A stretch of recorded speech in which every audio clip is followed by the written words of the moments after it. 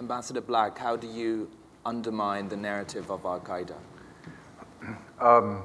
This whole conversation is going in so many different directions. You know, the narrative, and as the military would say, the battle of the narrative is probably as important as anything else. My parents never told me when I was growing up. They said, you know, always speak the truth and do the right thing. They never told me what it appears to be has as much value as what it is. And this is sort of a new world that we're in. I do think that we can undermine the narrative by being the kinds of people that we are.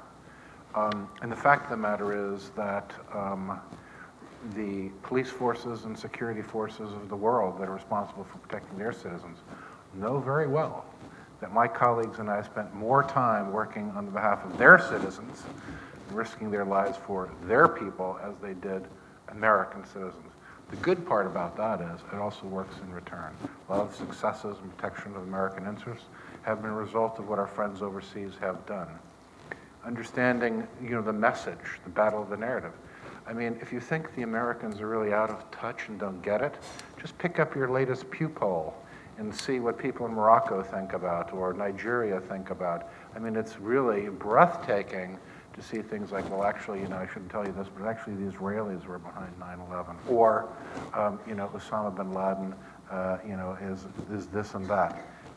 So I think there's a lot of room for improvement there, but it's an ongoing struggle. We have to keep up with it. As long as we keep doing what we're doing, trying to get this out more efficiently and effectively, I think the advantage is ours basically because we have a good story. The John Brennan piece, I have to side with Fran. I know him very well. He's a friend of mine. We both served in the CIA together. For me, it's kind of back to the future. I can remember when I started out at the State Department, this is what I was up against, and I won't say what region of the world. Many of our friends, in a diplomatic sense, were advancing the idea that, you know, the real root cause of all these problems, these terrorists, you know, is that there's poverty and cultural inequality and the rest. Well, that's true. Then my grandfather on my father's side of the family, who was the poorest Irishman ever to be kicked out of Ireland, I should be a terrorist. There is no relationship between absolute poverty and being a terrorist. If it were, I'd be on the other side of this issue. You know, we have to remember that it is a phenomenon that needs to be addressed, and that it is not the fulcrum, the Schwerpunkt on this, is not poverty. Thank you. Thank you very much. Can I, in closing, basically ask you a question that Noreen asked? Is there going to be a next attack here in America, and what will it look like? Please just respond in basically 1 or 2 sentences, if you can, Arif. Is there going to be another attack? I don't have a crystal ball, but we have to be realistic and recognize that there very much could be, and that we have to do everything we can to prevent that and understand that it's a possibility and not be complacent and respond appropriately if it does happen. Ambassador Black. I think it's an actuarial certainty. The trend, because of the successes of all the investment that you have made in the counterterrorism effort and our friends overseas have made, that their traditional high-value type approach, using highly skilled people in a sophisticated attack, has been degraded.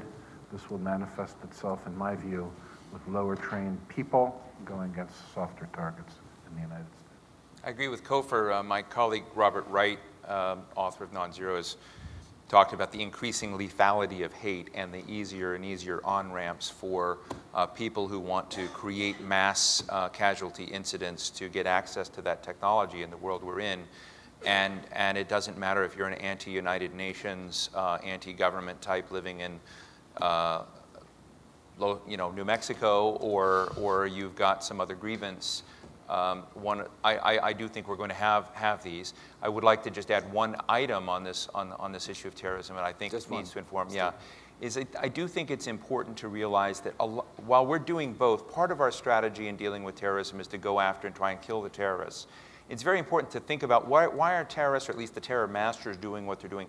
They're trying to achieve power. They're also trying to look legitimate in the eyes of an audience. Mm-hmm. And to some degree, while I disagree with John Brennan and where he was going, the issue of actually stealing the audience is a fundamentally important part of this, and dealing with the grievances that people have. And unless you neutralize some of those grievances, we're certain to see attacks on us. Fran. Okay. Well, I'm going to take a stab at the crystal ball, which I rarely, I'm invited to do often and rarely do. So here we go.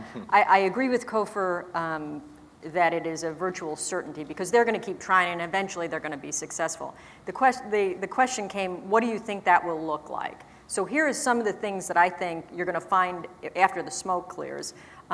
It will be lower in lethality. In other words, you're not talking hundreds or thousands, you're talking dozens or less. It will likely involve a transportation target. It will likely involve low-grade explosives. There will likely be connections to either Al-Qaeda or one of its affiliates around the world, talk Al-Qaeda in the Arabian Peninsula, or one of the other affiliates, TTP. We saw that that's the Pakistan Taliban in the Times Square. Cyber will be an underlying enabler in the sense for either communications, propaganda, some type of communication. I think you'll see, and you'll see some crossing of borders travel, whether that's for training or communication. So there's that's the best I can do with the crystal ball today. Excellent. Thank you very much to all the panelists for an excellent start to our conference. That was wonderful debate, and I'm sure that some of these issues will keep popping up over the next couple of days. Thank you. Thank you.